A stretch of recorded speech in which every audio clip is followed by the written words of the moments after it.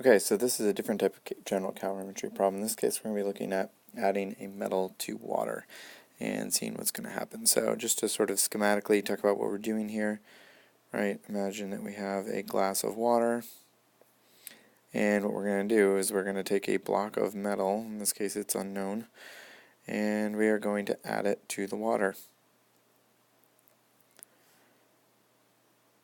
Now, since the metal is heated, if you take a look, it's at 75 degrees Celsius. And the water is considerably colder at 15 degrees Celsius. What should happen is that the temperature of the water should be increasing, which it is, and that heat is going to be transferred from the metal. So the temperature of the metal will go down. But it's important to remember that because of specific heat, they don't go up and down the same amount. Okay? So while the heat all being transferred from the metal is going to be absorbed by the water, that means we can set the heat equal but not the temperature. So what we're going to look at is we're going to need to set the Q of the metal, the heat released by the metal, equal to the negative Q of the water, because they have the same magnitude but opposite sign, right? The metal is losing it, the water is gaining it. So if we want to set them equal, we have to put a negative sign in there. Okay, so just move this out of the way so we have some room to write here. So we know that we're looking at the Q of metal equal to the negative Q of the water. If we write out the Q equation for both these cases, it's simply going to be, right, MS delta T for the metal,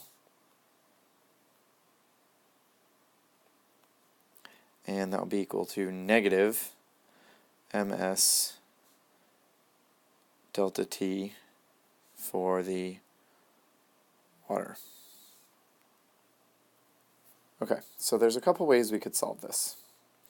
And one is we could just algebraically solve for the S of the metal. And we could just say that the S of the metal, specific heat of the metal, is going to be equal to negative that MS delta T of the water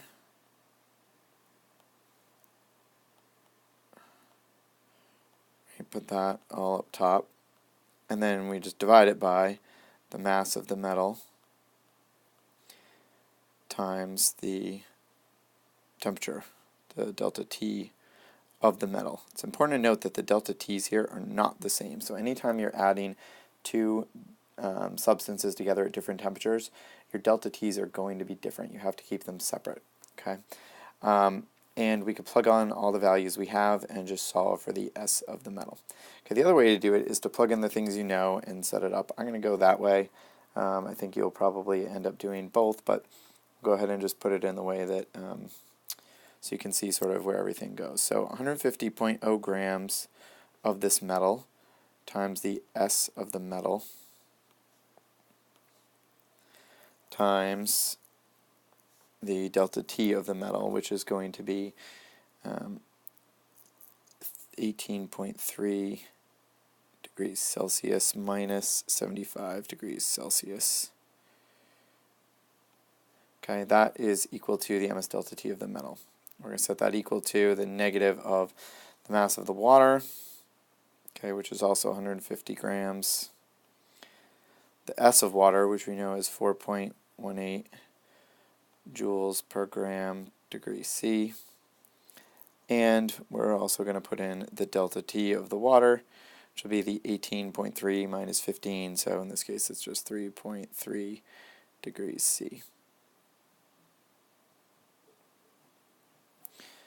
Alright, so now if we go through and solve, what we get is on the right side here, multiply all those out, and we come out to negative 2,071 joules. Okay, we're going to have to round that sig fig a little bit. And on the left side here, 150 times that negative 56.7 degrees Celsius, we get negative 8,505 grams degrees Celsius times the S of metal.